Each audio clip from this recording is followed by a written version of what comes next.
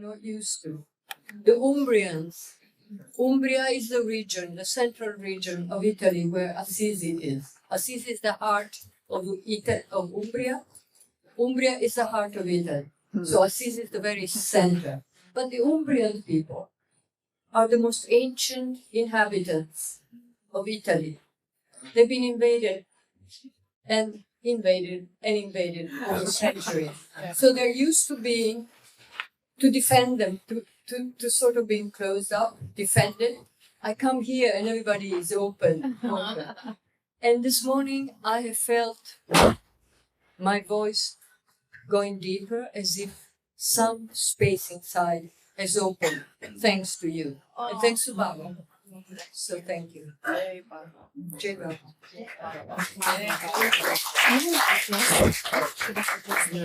Well, maybe turn it up a little. Can I turn this up a little bit? Mm-hmm.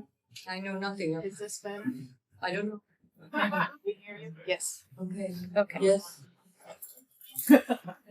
Yeah.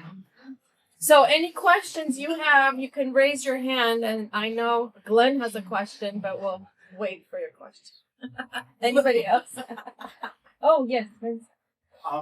I was lucky enough to be at your dinner table last night, and I wanted you to tell two of the stories you told to Bob and I. Bob is agreeing with me. The first is the shorter story, Clare deciding to follow St. Francis, and how she used to have long hair. That's what happened the night she lost her long hair. But the longer or medium length story is when St. Francis dropped his body, the Brother Leo and the rest of them had little fragments and snippets of stories of St. Francis. And it would have been nice had they been commissioned to write a beautiful biography of St. Francis, but that's not what happened. So my main question is, what happened after he died with their notes and with the idea to have a biography? But first, that night that Clare made the commitment to follow. So you want to hear first about Clare, Yes. and then about the biographies, because there have been several biographies, Yes. the official ones and the non-official ones. I'm very glad you're asking about Clare, because of course, Baba mentioned Francis. Let me tell you something about Francis first. Connecting his life to something that Baba said, and it was a metaphor. Baba said, yes, you who love me, you use me the way you love me, the way somebody may love a lion. They want the lion in a cage, in a room. They feed the lion, they enjoy looking at it, but do they dare to enter the cage and be devoured? So that has always struck me as such an extreme kind of love for God that I would like to have, that I've seen in Francis and Clare, that I would like to have for myself. So Francis knew very well what the good things of life were and enjoyed them fully, with passion. He was a passionate man. And just as passionately give up all the things that he had loved to passionately enter into a different dimension. So and the same thing Clare has done with her life. They just both enter the cage and allow themselves to be devoured by the divine lion of love. But who are we and who am I to try to explain who Francis and Clare were when they obviously went beyond? They went to another dimension. So I think in the States you have a saying, it takes one to know one. Yes. And I can only tell you some things that I've gathered, in my time in life and in my time in Assisi, my love for both Francis and Clare, but I'm not one who can tell you who Francis was, who Clare went through. I can tell you, though, about Clare. Then Clare and Francis had looked at one another as young people having an attraction for one another in a normal human way. But they both loved Jesus much more than they loved each other. So their love was like a triangle where the point was God. And their love meant to be that way. Keep loving one another. They kept loving one another, but they loved Jesus much more. So Clare and Francis, when Clare saw the transformation that Francis went through after having gone to war, having been a prisoner for a year, having been sick, still inspiring his friends who were prisoners with him to not let themselves go completely, not to be depressed. When he finally went back home, having his father pay for his release, he was a different person. So Clare saw the difference and was inspired by this new way of living life that Francis was showing. Francis went into the streets begging, allowed his own friends of the old times to despise him and make fun of him because everybody thought he was gone crazy. But she said she could see the madness, beyond the madness. It was a different thing. So they talked about it. And she said, I want to follow you. But for a young, beautiful, noble woman of a small place, Italian place, very patriarchal, very conventional, how to do that? So they both prayed and they both went to the local bishop who had already befriended Francis. And the bishop realized that Clare's intentions were very sincere and very deep, and so supported her. So much so that Clare, having organized all of this with Francis, his companions, brothers, and the bishop, left the house, her house, at night, opening. She didn't want to leave the house from the main door. The main door was always the door of the master of the house. But every home in Assisi in the ancient times had a separate door with a high step on the road and a narrower door. And that was the door of the dead. So whenever the master died, that was the door from which he would be let out. And then the door would be blocked. And then they would open another one for the next master. So what she did at night by herself, she removed all the bricks, as many bricks as needed. She was small and slender and beautiful. She removed the bricks, stepped out into the dark, and walked by herself. Assisi on a hill, she walked down to the valley where Francis and the companions were waiting with torches in the night. They greeted her, and immediately they said, okay, this is a dangerous situation. They all knew. So Francis cut her long blonde hair, because that was the sign and the symbol that she didn't belong to the world anymore. She belonged to God. What to do with a young woman? They led her into a nunnery, and she was taken in by the nuns who already knew. They were prepared to do that. But in the morning, when the man of the house was not her father, I think it was her uncle, an arrogant, strong man, found out that she had gone. He went into the nunnery and grabbed her. And so she removed her veil and said, no. And so the man had to back up, go home. Soon after, one sister did the same. She was beaten. Yes, Agnes followed Clare. She had a harder time with the man. She was beaten up, she was grabbed, but that's another story. I don't know if I have answered the first question about Clare. Have I? So, let me say some of the things that we were sharing around the table last night at dinner about Francis, really.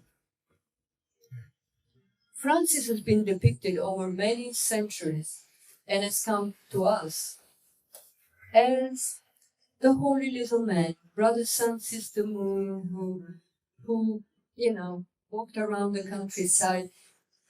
He was all that, but he was much more. He was just like one of us, with all the troubles and all the doubts about how to lead a good life, a spiritual life, how to love God.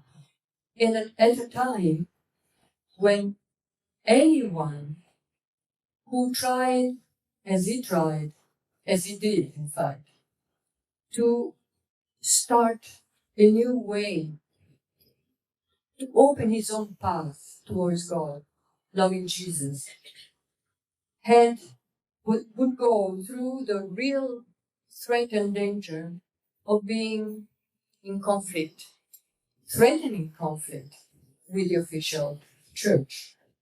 Because in those days, we're talking about 13th century, in those days the church would destroy sects and communities that were too loyal to the gospel, in a way too pure in their following of the gospel. They would burn people still. Francis was very well aware. But the Pope had a dream that the church was collapsing. And in the dream, the main church of Rome, that was the symbol of Christianity, was held up on the shoulder of a small little man, a friar. Simultaneously, Francis had a cross in an abandoned church destroyed by time and earthquakes that are so natural to Umbria.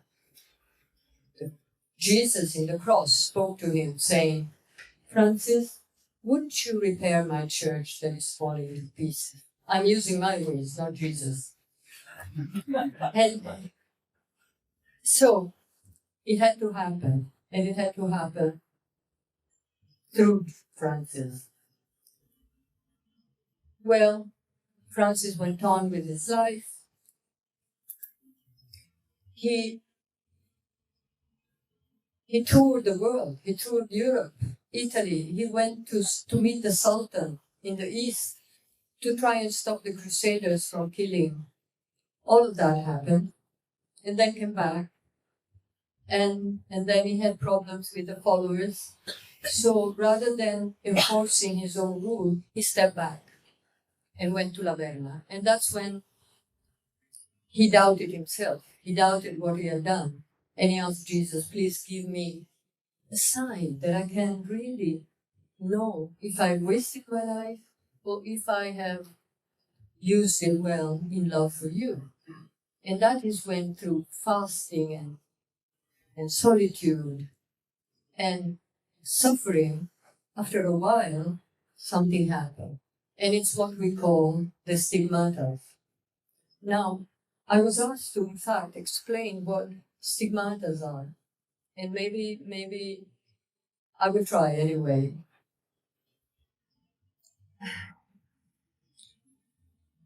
Francis had asked over and over again to be able to love Jesus and share his suffering. He saw how lonely Jesus had been in his life, in spite of being followed by his Mandali, his disciples, and what great suffering he had to suffer on the cross with his mother and the Magdalene at his feet, all of that. So his way of showing about Jesus, his love, was to ask him, could he share the suffering?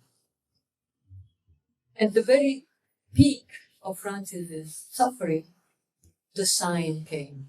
And the sign came so clearly, similar and exactly alike to what Christ has suffered.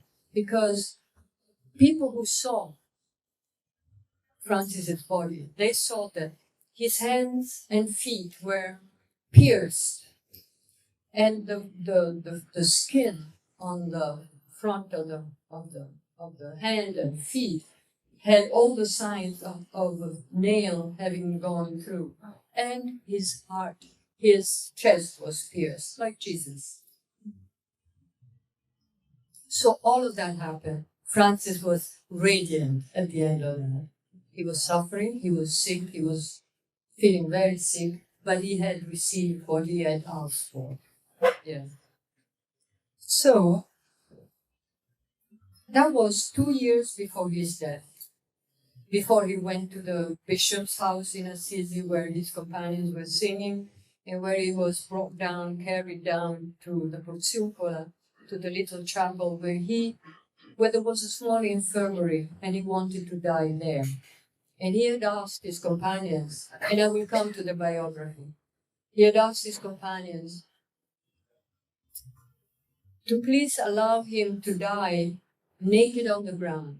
He wanted full union with Jesus. He didn't want anything on him. In fact, it is said that he asked them to leave him alone, walk a mile out, away from where he was, and back, so that he would have time to die alone with Jesus. They never did it. They wanted to be close to him. So after that, immediately the Pope declared Francis a great saint. Over the years, his companions, his friars, his brothers, of course, they wrote down all the things that, as many things as they could remember that had happened to them, to him, in their lives with Francis. But the Pope had other ideas, so he asked a Franciscan, young man, a Franciscan who had lived many years in Germany. So what did he know about what was going on in Assisi? He had lived a short time in Assisi, had shared a little bit of the life of the companion, but little. And he was asked to write. And he was young and he was very eager, proud of having been asked. And he wrote a biography that offended the Assisian people because he wrote that there were ugly people, that was not true. Nobody liked the biography anyway. Not the Pope, not the people of Assisi, and certainly not the companion. A few more years went by. The young man eventually died. And so the church asked someone else, a man who is considered a saint. He's called San Bonaventura da Bagnoregio. He was a scholar. He lived in Paris. Paris was the center of Catholic knowledge. All the scholars who study the gospel and discriminate and write and think, they were the elite of the church. Whereas the Franciscans were the poor. They chose to be minor. And minor to them meant minor. It meant to be below the others, not in an excessive way, but just by being simple. And I just heard the word simplicity about the Mandali. And it's a simplicity that is not simple-minded. It's just a choice of reducing one's life to loving God, loving others, loving God in others. And that reminds me of a little story of marriage. But I go back to the biography. So, Bonaventura da Bagnoregio was asked to write an official biography. What happened at the same time, we know now. We've known for a few years recently. What happened is that the Pope came out with an edict, can you say a law? I don't know how to say it better. That all the writings, every note, everything written about St. Francis, in all the monasteries, nunneries, churches that had gone around Europe, really, had to be destroyed. So that the official biography would become the official biography, the very figure of Francis would go through reading them. Well, the companions were taken aback. They couldn't understand, they couldn't believe, but the Pope, the Pope had power and they had to destroy. Brother Leo couldn't do it. Brother Leo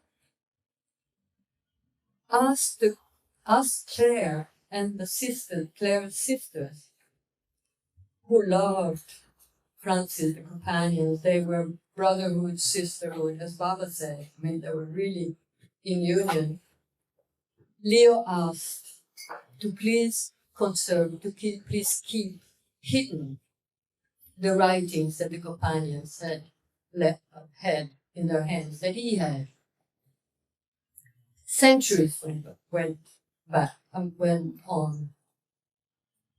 In the 1800 something, a French man, a historian who loved Francis, who wanted to find out more, went to Assisi. Somehow, I don't know how, and I wouldn't be able to tell you, he found the writings that Leo had left. And I was very touched recently after receiving your invitation, because I have many books on Francis, and there is one book that a woman has recently written, which is called Francesco Denied. Something like Francesco Negato. Yes, Francis Denied. It's an Italian book. And she tells of how Francis was writing these things. He would say, we who were with him, we saw this and this and that. We who were with him, we heard this and this and that. We who were with him, every sentence started with we. So he was very aware that they were the first witnesses, the very sincere witnesses of what had happened. All the events, all the words, and the sweetness of the tender mother, all of that. So now the story has come out. So there is like a revival. There's like an awakening of Francis, and I see it there in Assisi. People flocking. And it's as if Francis, being beyond our time, being beyond our way of being, had seen, when he gave the blessing, in his blessing he said, Assisi, you're a sacred town, and many souls will come and will be saved. Many people will come and serve God. He knew, he had seen that. So about the simplicity, can I tell a story about Erich? Yeah. And about, I was there. I witnessed it happen to me. So once again, I was in Merazal, and Erich had just said goodbye to us for lunch break. He was going to have a little rest in his room. And I'm sitting next to an old Baba lover, a friend of mine called Charlie Keeler, called Charlie Chu. And I said, Charlie, I'm leaving today. I would like so much to be able to say goodbye to Erich, one-to-one. But he's in his room resting. He said, so what? Come. So in my hand, I've been known Erich for many years. He was familiar. He knocked on the door briefly, opened the door, and Erich was reclining. He had two cushions behind his neck, reclining heavily on his bed. So I entered and I approached the bed and I said, Erich, I want to say goodbye. Please don't get up, as he was trying already to stand up. And he heavily stood up and stood in front of me and said, I'm not standing up for you. I'm standing up for Baba in you. No, for God in you. I'm sorry. I'm standing up for God in you.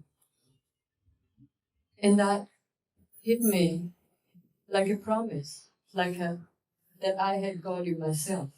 I mean, it has never left me. This sentence was extremely important to my life. He made no big fuss. He stood out, God in you, went back to rest.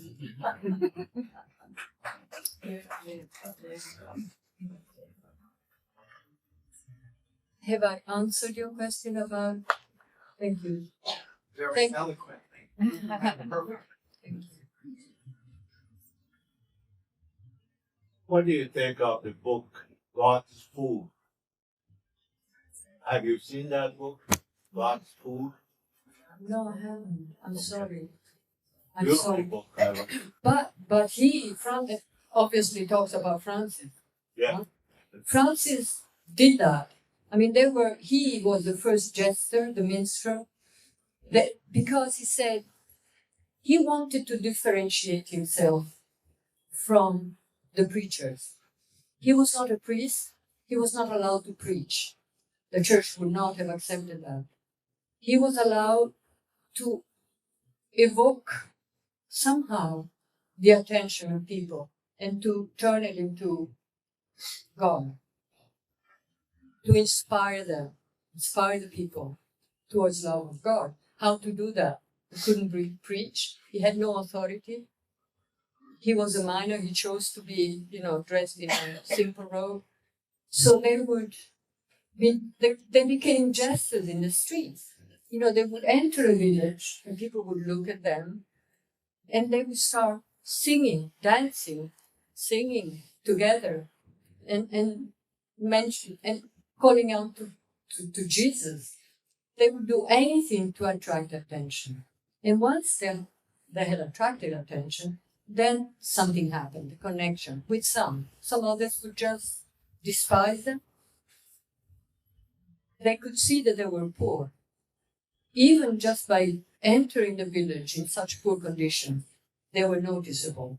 So I don't know who first found that title and name of God's Fool, but he was, and he intended to be God's Fool. Bauti was fool number 9. Bauti was fool number 9. Yes. You see, Francis, when this was at the height of the Crusader War, and Francis went to Egypt and met the Malik, the ruler of Egypt. And he was, after days of conversation, he was convinced that the church was the aggressor. Was the aggressor, was on the wrong side. So when he came back, the friars and the church shunned him. They didn't want to listen to, because he had completely turned against the war and its insanity and the fact that the Christians were on the wrong side. So he was kind of ignored, kept on the fringes because of the political view. Yeah. It was like the first anti-Vietnam War 800 years ago. Francis represented the greatest threat to the organized church, Catholic Church of those times. Because he was preaching and living poverty, well aware of the richness, the extreme rituals, and the richness of the church. And so all the cardinals, the Pope himself, the cardinals, they were living in wealth, in comforts, and he was preaching exactly the opposite. And they didn't want to lose what they had, whereas he had lost everything. And that's why Francis reminds me of Erich, because Erich had everything in life, He was clever. He was young and strong. He had a good family, had a wonderful home. And, the snap of Baba's fingers, he left everything and gave his life. So, similar. Yes. I'm curious about your own journey. I'm afraid I don't. Sorry, I want to really hear. I'm curious about your journey coming to Baba. Yeah. Okay. I'm curious about your journey coming to Baba and also your journey being so interested and so connected to St. Francis. I just want to know more about you in that, if you'd be comfortable sharing. What a question. As much as you're comfortable sharing. I am absolutely comfortable. Thank you. Actually, I'm honored that you're asking. Of course, yes. But Did everybody hear the were question? you here when I told my story about hearing a voice in English, Baba speaking to me? Yes, that was yesterday. Yesterday. Yeah. Yes, but I don't remember what he said. Yeah, it was in his voice, and he was saying, Well, I didn't know. Thank you, Adrian.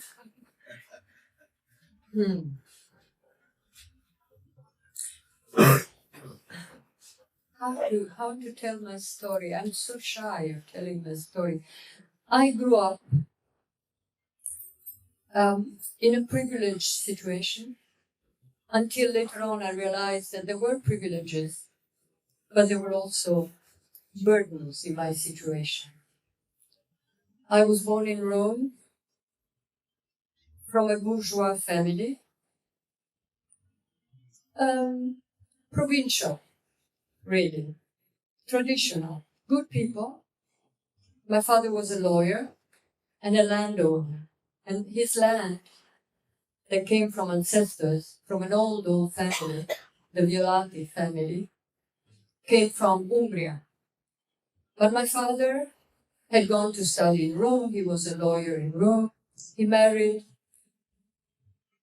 this beautiful young woman, my mother, who came from a city on the sea, on the Adriatic Sea, that has a port from which the Crusaders would leave to go for the Crusades. Ancona, it's called. So I was privileged. I had two older brothers. And I realized later, because I mentioned the privileges, but I said there were also some burdens. The burdens were, and the ones I realized later on as I grew, that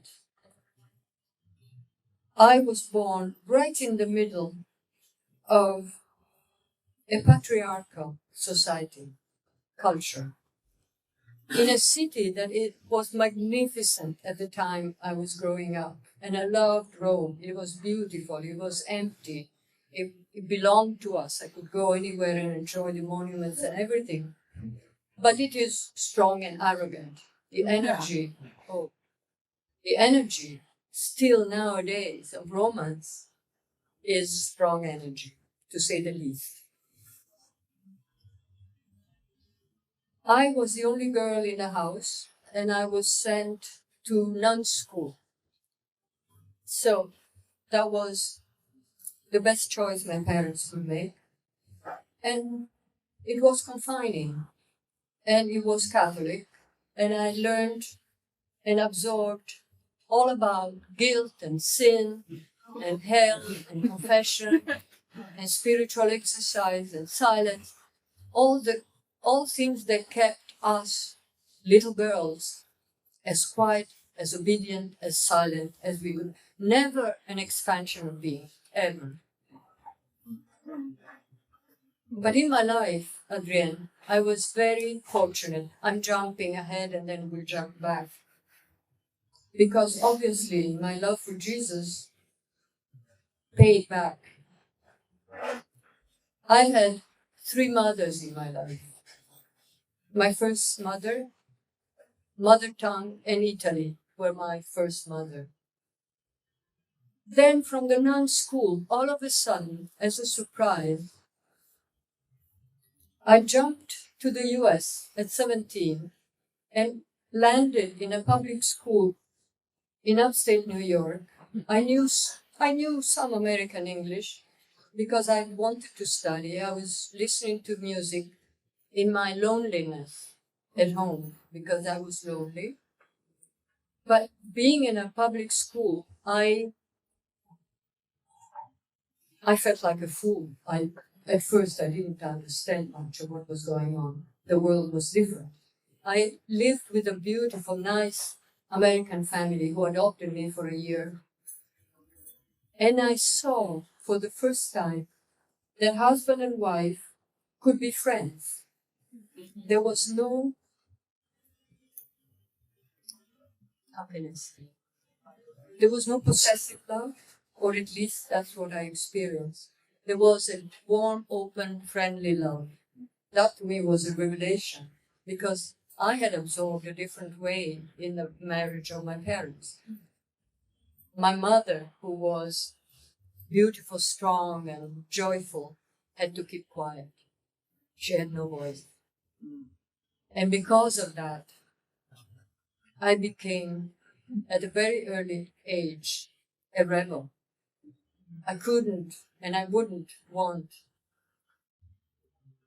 to be like my mother because I could see that she was denying herself and I didn't want to deny myself.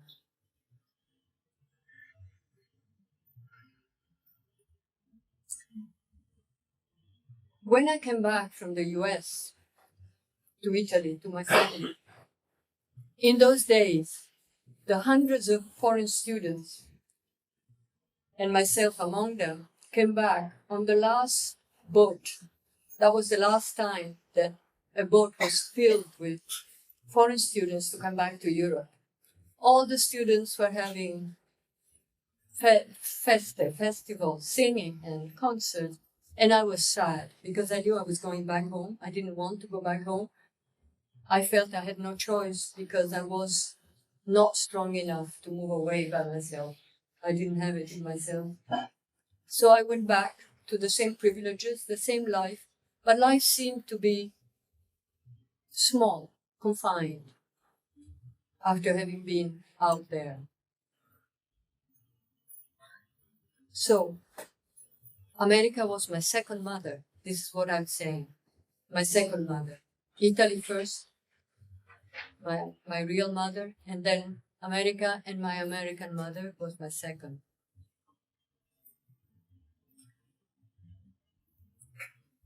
So I came back and I married the young man who was a sweet man, a good man I'd known before. We married and we went through all the dream.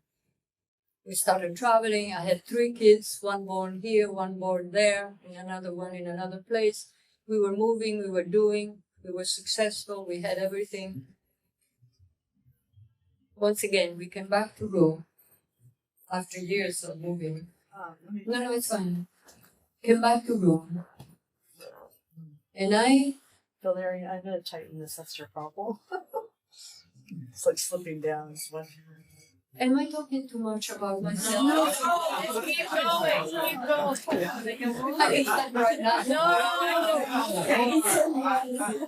That's amazing. Came back to Rome. We love it. And vaguely, not clearly, but intensely from inside, my awareness had changed. I realized that I couldn't fit in. I just wouldn't. I couldn't. But I had 3 kids whom I loved dearly, who loved me. And my husband had never done anything wrong. I started talking to him and said, there's something else in life. It's about love. We promised ourselves love. And we are doing, but where is the love? I was treated like a comfortable appliance in the house. I realized that I was not able to speak. I was not able to be listened to. There was no companionship. Something important was lacking. So anyway, we separated. Separation was friendly. And then came a moment when it became far less friendly. And I ran away from home because I was scared. And at that time, I became an outcast. Father, brothers, husband, they were all against me. There was a complication that I was a partner in my father's big business. And so my brothers and my father and my husband were afraid of my madness. Already I had broken a marriage, so what else could I bring? So for years, I had to go through, we all had to go through this conflict that came from fear of one another. There was suffering, there were doubts, there was all of that. And I ended up living in a magnificent valley near Orvieto, whoever knows Orvieto here. Magnificent deep valley in the woods with horses by myself.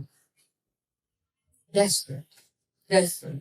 I had lost everything. I was the culprit. I had broken. And I couldn't pray Jesus. I felt unworthy because I had broken my promise down in front of an altar. Desperate. I had come ready to think bad thoughts when a voice spoke to me in English. Came into my mind. I knew English, but I wasn't thinking in English, obviously. And the voice said, "Go to India. Be lost to yourself." It was also the time when I was trying to find God again.